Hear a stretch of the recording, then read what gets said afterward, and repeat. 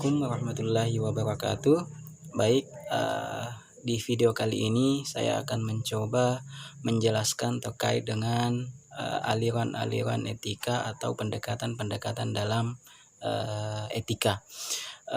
Ada 6 aliran atau pendekatan dalam etika. Yang pertama adalah teleologis, yang kedua adalah deontologi, yang ketiga adalah virtue etik, yang keempat adalah utilitarianisme, yang kelima adalah hedonisme, dan yang keenam adalah relativisme moral. Nah, keenam aliran ini insyaallah kita akan mencoba membahas satu persatu. Yang pertama adalah aliran teleologis. Aliran teleologis ini dipelopori oleh Aristoteles. Mungkin tidak ada lagi mahasiswa yang tidak pernah dengar ilmuwan atau filsuf ini. Dalam aliran teleologis ini, tujuan dan maksud yang menentukan apakah sesuatu itu hebat atau bermanfaat. Jadi tujuanlah yang menjadi kunci sehingga sesuatu itu kita bisa katakan hebat atau bermanfaat. Kemudian yang selanjutnya, etis tidaknya sesuatu ditentukan oleh maksud dan tujuan. Jadi ketika mahasiswa akan dikatakan sebagai sesuatu yang etis dalam aliran teleologis ini, maka mahasiswa akan menentukan tujuan, kemudian sejauh mana manfaat dari tujuan itu. Contoh, mahasiswa yang kuliah di STISIP Muhammadiyah Sinjai. Tujuan awalnya untuk kuliah pasti sudah diketahui bahwa tujuannya adalah supaya bisa mendapatkan gelar sarjana atau S1. Tujuannya adalah mendapatkan sarjana atau mendapatkan titel sarjana. Kemudian apa yang mereka bisa lakukan, apa yang Anda bisa lakukan, itu adalah Anda harus kuliah dengan baik. Inilah aliran teleologis, bahwa etis tidaknya sesuatu ditentukan oleh maksud dan tujuan. Kemudian yang kedua adalah aliran deontologi. Aliran deontologi ini dipelopori oleh Immanuel Kant. Saya ulang, aliran ini dipelopori oleh Immanuel Kant. Jadi dalam aliran deontologi ini dikatakan sesuatu itu baik, dasarnya adalah sebuah kewajiban. Jadi ketika kita membahas terkait dengan aliran deontologi ini, baik buruknya itu tergantung dari yang namanya sebuah kewajiban. Nah, deon di sini menurut atau berasal dari bahasa Yunani yang artinya kewajiban. Anda tahu sendiri apa itu kewajiban. Kewajiban adalah sesuatu yang harus kita laksanakan.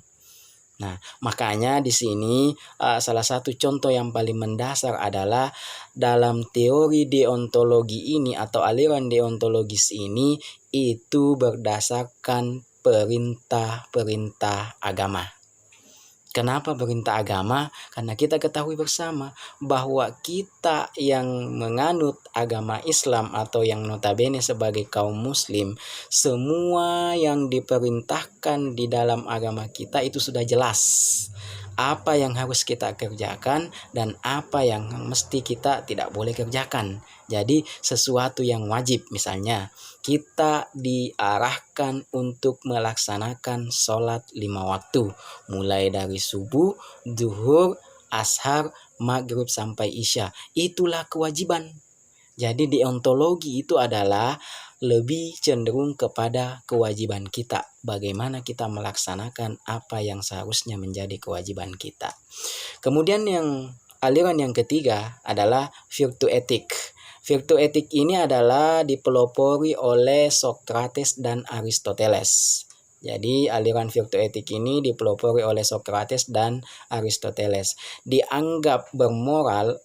Sesuatu itu dianggap bermoral jika dilakukan untuk mencapai kesenangan, untuk mencapai kebahagiaan, untuk mencapai yang namanya apa yang kita inginkan. Apakah kita ingin bahagia dan lain sebagainya. Jadi virtue etik ini intinya adalah atau sasarannya adalah bagaimana kita bisa mencapai yang namanya kebahagiaan. Bukan karena sesuatu itu wajib, melainkan untuk mencapai kebahagiaan.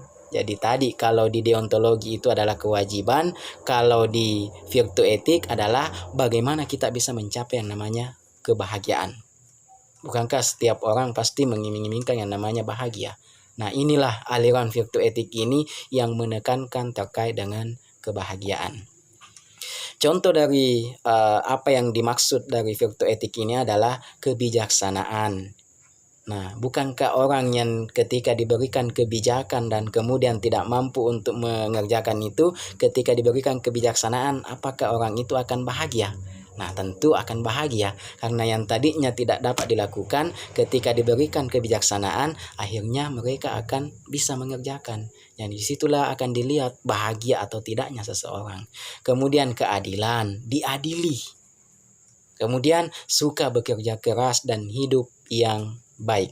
Ketika kita hidup dengan baik, maka pasti kita akan merasakan yang namanya bahagia. Ketika kita bekerja keras, maka kita akan mendapatkan kebahagiaan yang mungkin tiada taranya. Ketika kita bekerja bersungguh-sungguh, kita akan mendapatkan upah yang lebih baik, upah yang lebih banyak, maka disitulah akan menjadi salah satu indikator untuk kita menjadi bahagia. Kemudian aliran yang keempat adalah utilitarianisme, atau biasa kita dengar utilitarianisme. Pelopor dari aliran ini adalah Jeremy Bentham. Jadi pelopornya adalah Jeremy Bentham. Kemudian dikatakan sesuatu yang baik jika mendatangkan sukacita bagi banyak orang. Ya, Anda harus garis bawahi. Dikatakan sesuatu itu baik ketika mendatangkan sukacita bagi banyak orang. Poin yang keduanya adalah kemudian mendatangkan duka cita bagi sedikit orang. Jadi antara banyak orang dengan sedikit orang. Sukacitanya itu harus ke yang banyak orang, tapi duka citanya itu ke yang sedikit orang, atau lebih sedikit yang tidak mendapatkan kebahagiaan dibandingkan orang yang mendapatkan kebahagiaan. Nah, itulah prinsipnya dari utilitarianisme. Kemudian ada konsekuensi. Jadi ada konsekuensi di dalam teori ataupun aliran dari utilitarianisme ini ada konsekuensi. Artinya di sini adalah semakin besar konsekuensi buruknya yang dialami oleh banyak orang, berarti semakin tidak bermoral. Sebaliknya, semakin besar konsekuensi baiknya yang dialami oleh banyak orang, berarti itu menunjukkan semakin bermoral. Jadi itu antara konsekuensinya. Ketika konsekuensinya ke arah yang negatif, maka akan lebih dikenakan bahwa hal itu tidak bermoral. Tapi konsekuensinya ke arah yang positif, maka bisa dikatakan tindakan yang dilakukan itu akan semakin bermoral. Contoh yang bisa menggambarkan hal itu, terkadang kita berada pada sebuah pilihan atau pengambilan keputusan. Terkadang kita harus mengorbankan satu orang demi untuk menyelamatkan banyak orang. Terkadang. Nah, terkait dengan kondisi di negara kita sekarang ini sangat tepat untuk kita gambarkan terkait dengan utilitarianisme ini, bahwa terkadang kita harus mengorbankan satu orang untuk menyelamatkan banyak orang. Misalnya dengan mewabahnya virus corona ini, kita senantiasa harus dianjurkan bagaimana menjaga jarak dengan orang lain. Nah, apa yang dikorbankan di sini? Sosialitas kita. Jiwa sosial kita harus dikorbankan untuk menyelamatkan banyak orang. Karena kenapa? Ketika kita berkomunikasi terhadap orang yang sudah terkena virus, maka itu pasti akan berpindah ke kita. Secara otomatis ketika dari kita ke orang lain, maka itu akan membuat orang lain atau orang banyak ini akan menjadi korban. Makanya ketika kita menyelamatkan banyak orang, untuk mengorbankan satu orang, disinilah dianggap sebagai paham utilitarianisme. Kemudian yang kelima adalah hedonisme. Aliran yang kelima adalah hedonisme etis. Nah, hedonisme biasa kita dengar secara umum itu adalah hedon-hedon, hura-hura, pesta, dan lain sebagainya. Itulah hedonisme. Nah, hedonisme ini dipelopori oleh ilmuwan yang bernama Epicurus, ya. Jadi hedonisme ini memusatkan diri pada kebahagiaan dan kesenangan pribadi. Beda ketika kita berbicara tentang kesenangan atau kebahagiaan yang di aliran virtu etik tadi. Kalau di virtu etik tadi kebahagiaan secara umum. Kalau di sini di hedonisme adalah kebahagiaan per orang atau individu. Ya, per orang atau individu. Itulah hedonisme etis. Pembuatan atau perbuatan yang etis atau bermoral adalah yang meminimalkan penderitaan dan memaksimalkan kesenangan sendiri. Hedonisme, hedon-hedon. Ya.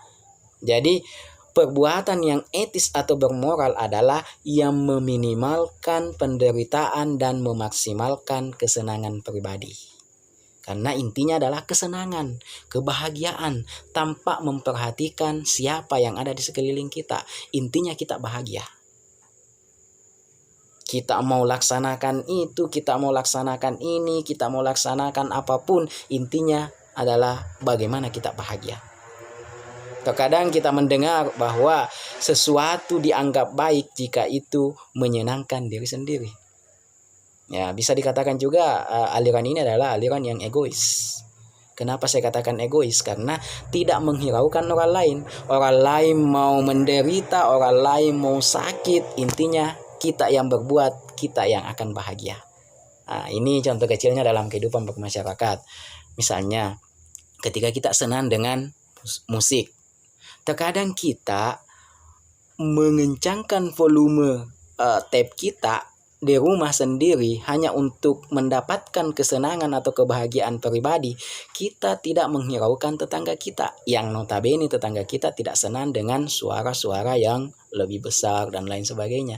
Itu dalam aliran hedonisme etis, tidak menghiraukan siapa yang mendengarkannya, tidak menghiraukan siapa yang melihat kita berbuat atau melakukan sesuatu, tapi lebih kepada bagaimana seseorang itu bisa mendapatkan yang namanya kesenangan pribadi.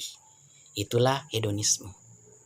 Makanya sekarang itu kadang kita mendengarkan bahwa ada prinsip yang mengatakan bahwa muda foya-foya, tua kaya raya, mati masuk surga. Luar biasa prinsipnya orang hedon. Jadi itu.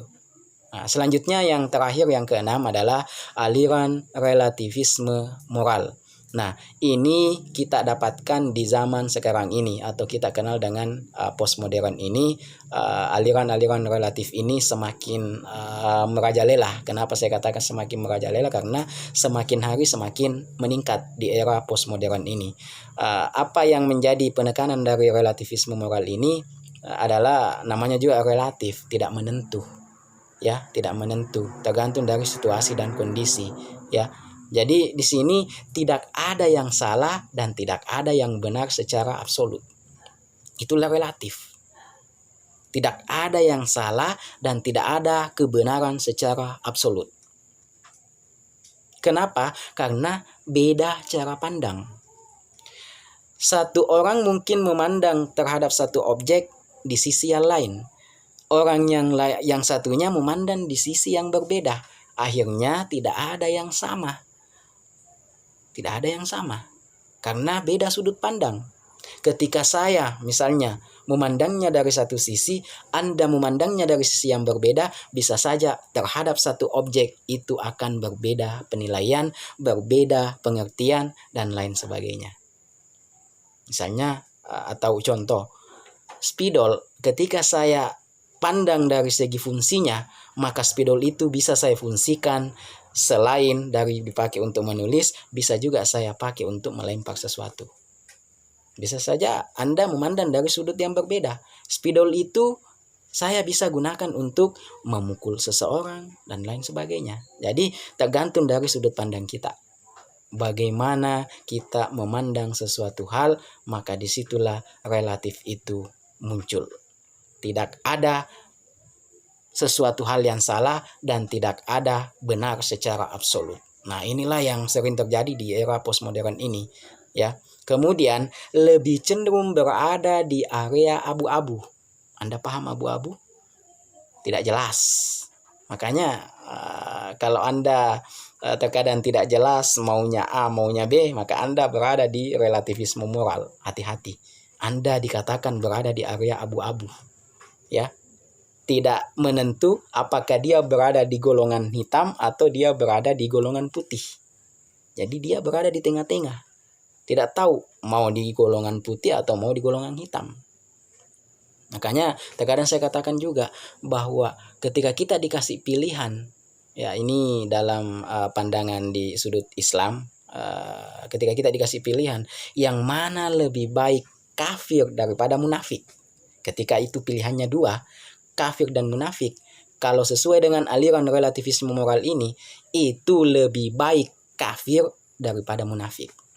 Kenapa? Karena kafir punya pendirian. Kalau munafik itu tidak tetap. Apakah dia berada di golongan satu atau berada di golongan yang lain.